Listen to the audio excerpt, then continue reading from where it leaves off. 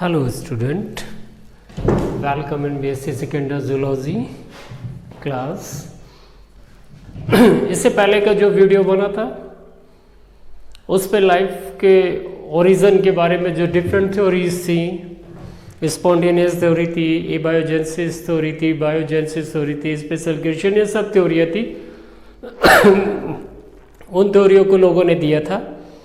अब जो next theory आ रही है यहाँ पर, जो कि मोस्ट एक्सेप्टेड थ्योरी है, यह कह सकते हैं कि मॉडर्न हाइपोथेसिस है यहाँ पर। वो मॉडर्न हाइपोथेसिस या उसे मॉडर्न या ऑपेरेंट हाइपोथेसिस कहते हैं यहाँ पर। क्लियर? मतलब कि ये जो ओरिजिन ऑफ लाइफ की जो एक कह सकते हैं कि एक ऑथेंटिक थ्योरी है, that one is given by the AI Oparin and JBS Haldane. JBS Haldane क्या थे? इंग्लैंड बोर्न साइंटिस्ट थे, but settled in the India. वो इंडिया में बाद में क्या हो गए थे? सेटल्ड हो गए थे यहाँ पर। इसे कहते हैं।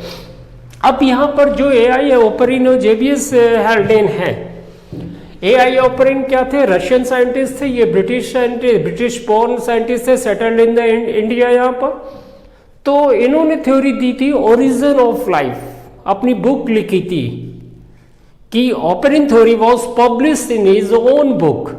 उनकी अपनी बुक थी, वो बुक का नाम था, क्या नाम था? ओरिजिन ऑफ लाइफ थी बेटा। इस बुक में उन्होंने AI ऑपेरिन और हेल्डेन ने अपने क्या थे थ्योरी या जो आइडियाज थे how to the life the origin, उसको उन्होंने पब्लिश किया था यहाँ पर। अब जो AI ऑपेरिन थे एक रशियन बायोकेमिस्ट थे, रशियन बायोकेमिस्ट थे। इनके अनुसार जो लाइफ का ओरिजिन हुआ, दो कैसे हुआ? By the chemical evolution and by the biological evolution. दो एवोल्यूशन यहाँ पर आए, एक केमिकल एवोल्यूशन, एक रासायनिक एवोल्यूशन हुआ, दूसरा क्या हुआ? बायोलॉजिकल एवोल्यूशन हुआ। इस थ्योरी के इंपॉर्टेंट पॉइंट है यहाँ पर कि लाइफ वॉज ओरिजिनेट, जो लाइफ का ओरिजिन हुआ, बहुत ही इंपॉर्टेंट पॉइंट है। जो पॉइंट है यहाँ पर इस थ्योरी के, ऑपेरिन की थ्योरी के, यहाँ पर जो ओरिजिन ऑफ लाइफ इन्होंने लिखा है इस थ्योरी के इंपॉर्टेंट पॉइंट है कि लाइफ इज ओरिजिनेट। लाइफ का जो ओरिजिन हुआ है, ओरिजिनेट, ठीक है, वो फ्रॉम द, वो किसके द्वारा हुआ है? ओरिजिनेट किसके द्वारा? बाय कंपोजिशन ऑफ,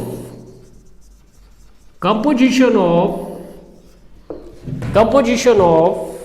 केमिकल के द्वारा, रासायनिक संगठनों के द्वारा हुआ है। किसका ओरिजिन हुआ है? लाइफ का यहाँ पे ओरिजिन हुआ है।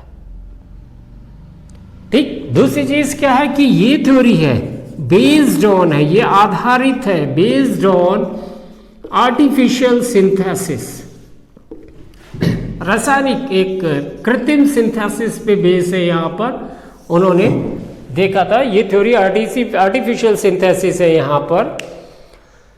लाइफ वॉज तीसरी थ्योरी थी, तीसरा इसका पॉइंट था कि लाइफ इज ओरिजिनेटिंग। जो लाइफ है वो ओरिजिनेट हुई है, किस में हुई है? इन ए वाटर हुई है, जल में हुई है। Originate in the water of, किसका वाटर है?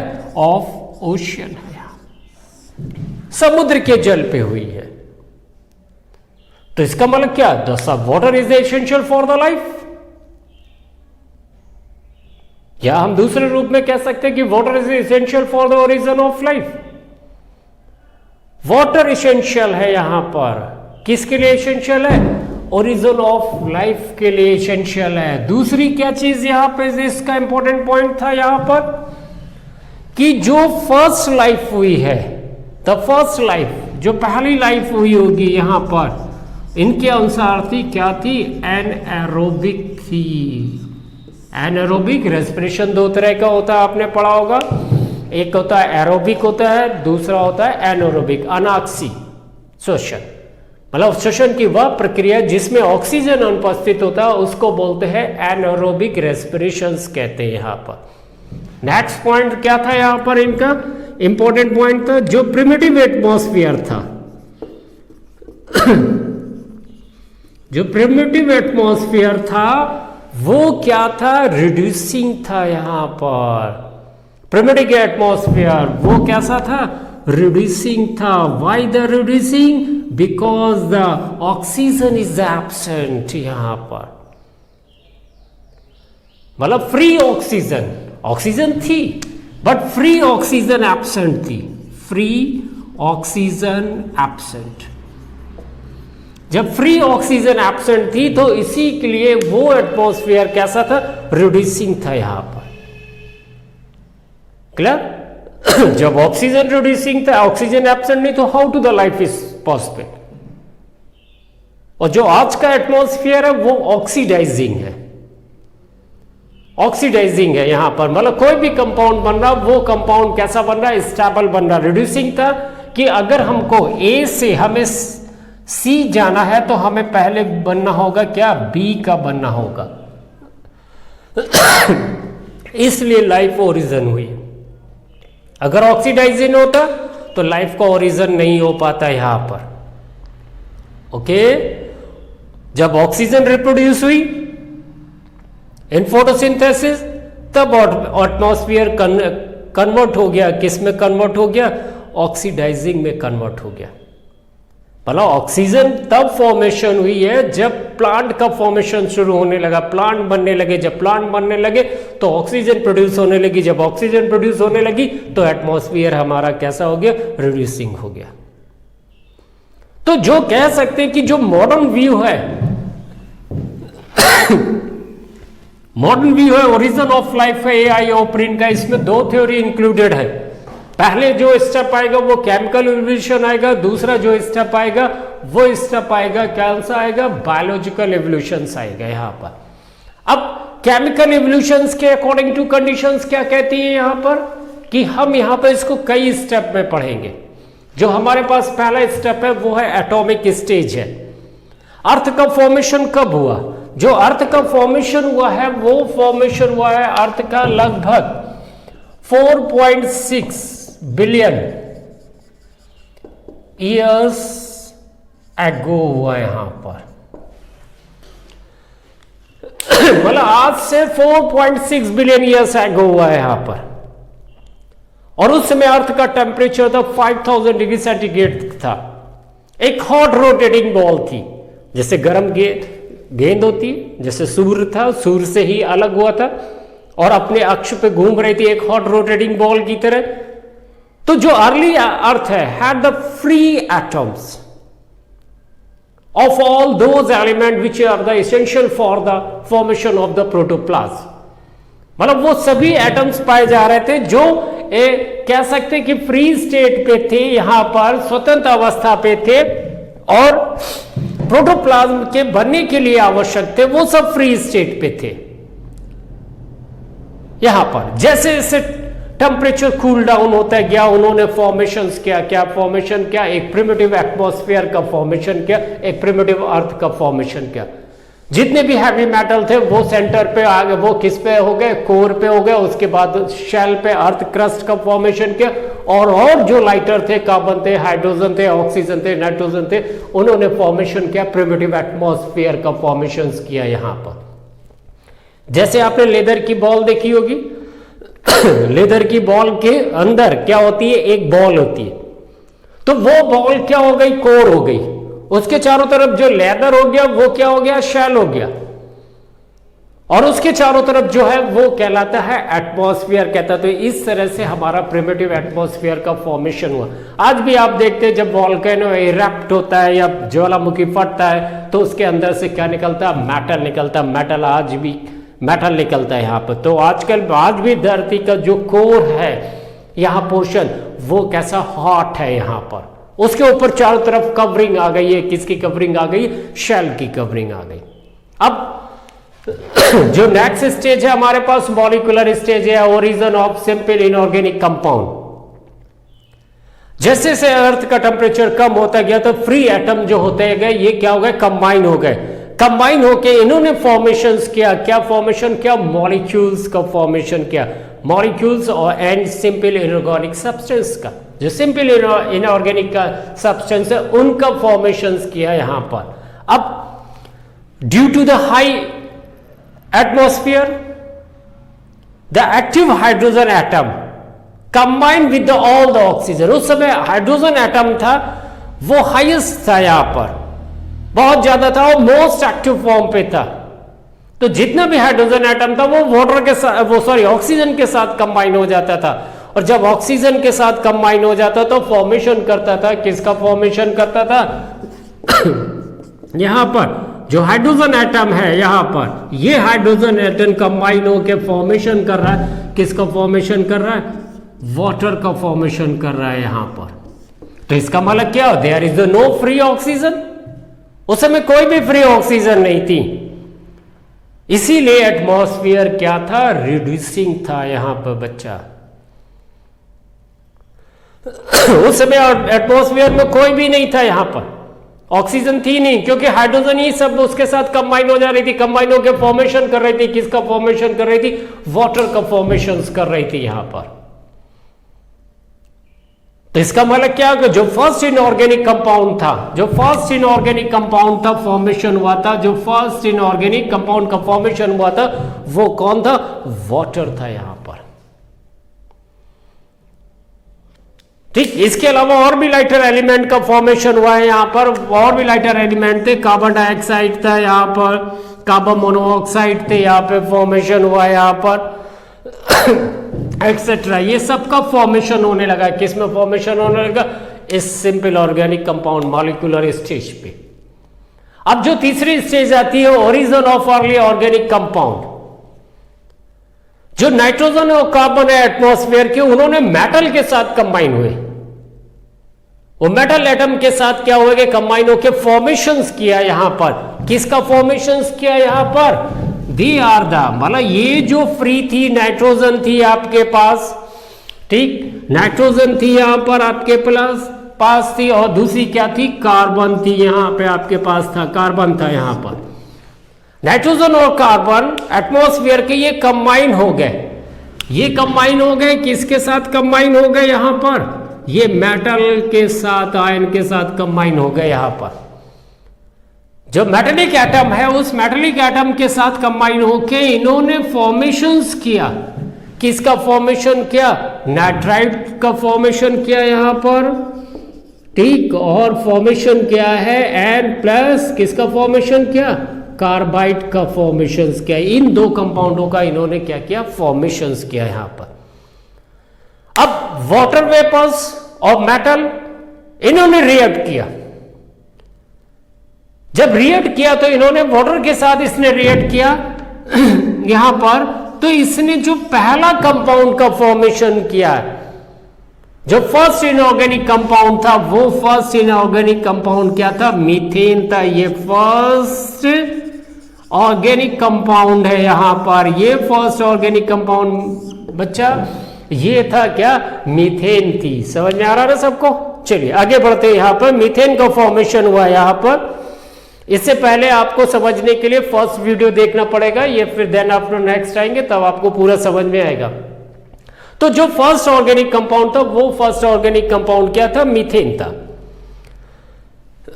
उस समय वाटर क्यों फॉर्मेशन हुआ? वाटर इसलिए फॉर्मेशन के अर्थ का टेम्परेचर बहुत ज्यादा था। जैसे ही वो पृथ्वी पे गिरता था, वाटर वेपर्स के रूप में होता था। जैसे सबसे बेस्ट एग्जांपल होते हैं कि जब घर पर जब माँ क्या होती है, मदर्स होती है, वो रोटी बनाने के बाद तवा वो गर्म रहता है, आखिरी में आप उसमें पानी डालिए तो छन से आवाज आती है, वो वाटर वेपर्स के रूप में हो जाती। तो उसी तरह पृथ्वी का भी हाल था।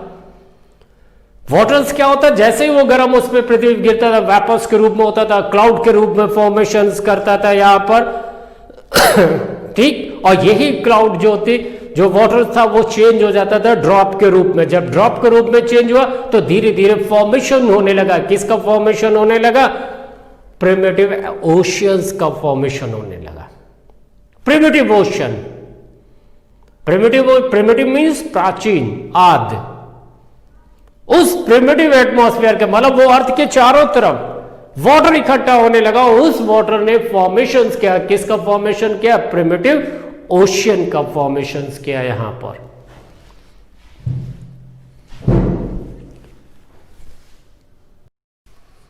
इससे पहले हम लोगों ने पढ़ा था यहां पर origin of early organic compound. अब आपके पास आता origin of simple organic compound. अब आप इससे पहले आपने पढ़ा था कि प्राइमेटिव ओशियंस का फॉर्मेशन हुआ। अब वो जो प्राइमेटिव ओशियन था, ये समुद्र है। इस समुद्र में क्या थे? विभिन्न प्रकार के कंपाउंड थे, मीथेन थी, और क्या थे आपके पास? अमोनिया पाई जाती थी यहाँ पर, ठीक है, और हाइड्रोजन था यहाँ पर, और क्या था? साइनाइड थे यहाँ पर, क्लियर, और क्या था? कार्बाइड थे यहाँ पर। तो ये सब कंपाउंड पाए जाते थे यहाँ पर उस प्रिमिटिव ओशन में। अब इन कंपाउंडों ने, अर्ली कंपाउंडों ने इंटरैक्शंस किया आपस में क्या किया? क्रिया किया।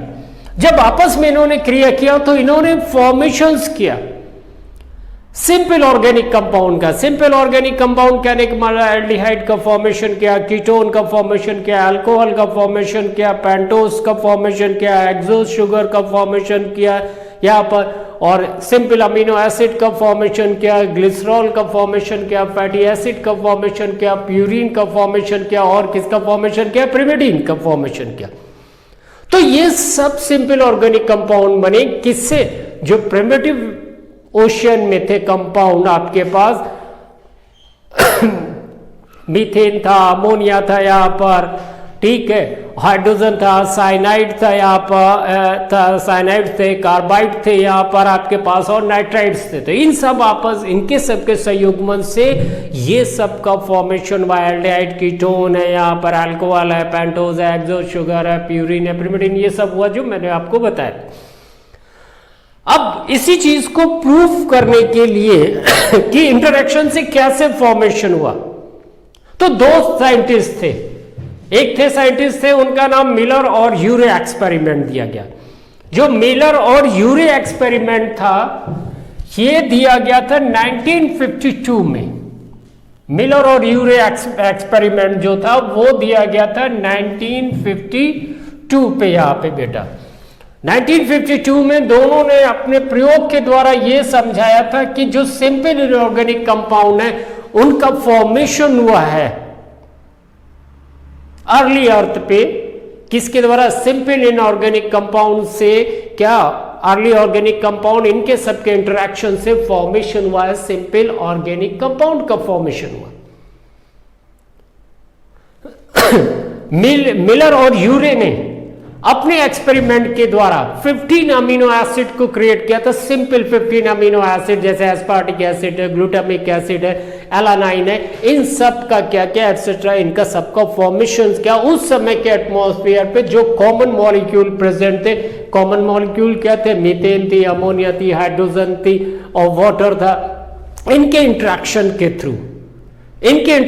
के थ्रू फॉर्मेशंस क्या, किसका फॉर्मेशन क्या? एलानिन, एस्पार्टिक का, ग्लूटामिक का फॉर्मेशन क्या, ग्लाइसिन का भी फॉर्मेशन क्या, यूरिया का भी फॉर्मेशन क्या, लैक्टिक एसिड है, फॉर्मिक एसिड है, एसिटिक है। जिस तरह से उन्होंने 15 कंपाउंडों का फॉर्मेशन किया था, ऑर्गेनिक कंपाउंड्स का मतलब 15 अमीनो एसिड का उन्होंने फॉर्मेशन किया। उनके अलावा ये सब आपको मिले थे, लैक्टिक एसिड है, यूरिया है, फॉर्मिक एसिड है, एसिटिक एसिड है, ये सब फॉर्मेशन हुए थे। तो उन्होंने क्या किया? अर्ली एटमॉस्फेयर को एस्टैब्लिश किया, अर्ली एटमॉस्फेयर को अपने लैब में। अर्ली एटमॉस्फेयर जैसे कि ये आपके पास क्या है? इलेक्ट्रिक डिस्चार्ज जो था, इनका जो एपरेटस था, उस एपरेटस को आप क्या कहेंगे? स्पार्क डिस्चार्ज एपरेटस बोलेंगे। क्या बोलेंगे? स्पार्क डिस्चार्ज क्या है वो? एपरेटस है। यहाँ पर कह सकते हैं कि एपरेटस मीन्स आप समझ गए, उपकरण है यहाँ पर, ठीक। मतलब इनका जो ये प्रयोग था जिस पे उन्होंने किया था उसको हम लोग बोलते हैं स्पार्क डिस्चार्ज एपरेटस कहते हैं।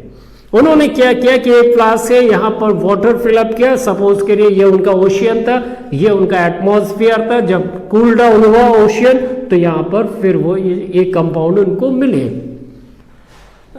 अब उन्होंने क्या किया कि इसको पानी पे, ये वाटर है प्योर, ये केवल पानी है यहाँ पर, इस पानी को उन्होंने गर्म किया। जब गर्म किया तो ये इससे क्या निकली? वाटर से वेपर्स निकली।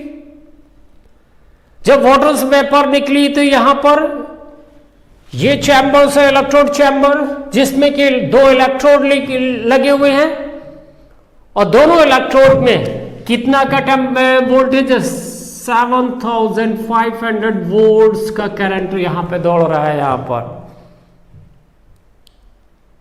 इससे भी ज्यादा है कुछ बुक्स में, सॉरी यहां पर 7500 नहीं होगा, यहां 75,000 वोल्ट का करंट इन्होंने क्रिएट किया, 75,000 वोल्ट का करंट क्रिएट किया। और इन दोनों को जब इलेक्ट्रोड को इन्होंने आपस में टकराया तो उससे क्या निकली, स्पार्क निकला। मतलब उससे क्या जनरेट हुआ, स्पार्क, जिसे आपने बोला यहां पर क्या बोला बेटा, इलेक्ट्रिक स्पार्क कहा यहां पर। और ये गैस चैम्बर में जो प्रिमिटिव एटमॉस्फेयर पे गैसें थी प्रेजेंट थी, मीथेन, अमोनिया और हाइड्रोजन, इनका जो रेशियो था 2:1 1:2 रेशियो था। इसके अलावा इन्होंने हाइड्रोजन भी ली थी, वो यहां पे गैसेस ली थी यहां पर हाइड्रोजन भी गैस जो प्रिमिटिव एटमॉस्फेयर थी। तो जब ये इलेक्ट्रोड डिस्चार्ज, इलेक्ट्रोड आपस में टकराए तो टकराने पे क्या हुआ कि यहां पर स्पार्क निकला और इधर से क्या हो रहा, वाटर वेपर्स आ रही हैं। तो वो वाटर्स वेपर क्या हुए, इन गैसेस के साथ कंबाइन हुई और जब इन्होंने इसको कूल डाउन किया, कंडेंसर किया, तो यह रेड कलर का उनको फ्लूइड मिला। उस रेड कलर फ्लूइड को जब उन्होंने एग्जामिन किया तो उसमें उनको क्या मिले, जो अर्ली लाइफ को फॉर्मेशंस के लिए इंपॉर्टेंट कंपाउंड थे वो मिले यहां पर, जिसमें कि एसेंशियल क्या था, अमीनो एसिड था यहां पर। अरे मतलब कि दिस एक्सपेरिमेंट शोज कि जो इन्होंने एक्सपेरिमेंट में क्या शो किया था, इन्होंने एक्सपेरिमेंट पे यह शो किया था कि that the nature can make organic compound, the nature can make organic compound out of the simple organic compound molecule very early। मतलब बहुत पहले जो सिंपल इनऑर्गेनिक कंपाउंड थे उनके द्वारा फॉर्मेशन किया, किसका फॉर्मेशन किया, सिंपल ऑर्गेनिक कंपाउंड्स का फॉर्मेशन किया। क्योंकि इन्होंने अपनी पूरी लैब में एक प्रिमिटिव एटमॉस्फेयर क्रिएट कर दिया था। ये ओशियन हो गया, ये एटमॉस्फेयर हो गया, जब ओशियन फिर कूल डाउन हुआ तो इनको यहां पर ये रेड कलर के मिले यहां पर। तो इस तरह से इस एक्सपेरिमेंट से ये सिद्ध होता है कि जो प्रिमिटिव एटमॉस्फेयर पे इनऑर्गेनिक कंपाउंड, सॉरी जो प्रिमिटिव में इनऑर्गेनिक कंपाउंड थे, सिंपल इनऑर्गेनिक कंपाउंड थे, उससे फॉर्मेशंस हुए, क्या फॉर्मेशन हुए, सिंपल ऑर्गेनिक कंपाउंड का फॉर्मेशन हुआ यहां पे बेटा। क्लियर, आगे समझ में आप लोगों को। अब हम लोग आगे की तरफ बढ़ते हैं। इससे पहले आपने सिंपल ऑर्गेनिक कंपाउंड का फॉर्मेशन देखा था। अब आपके पास आता formation of complex organic compound.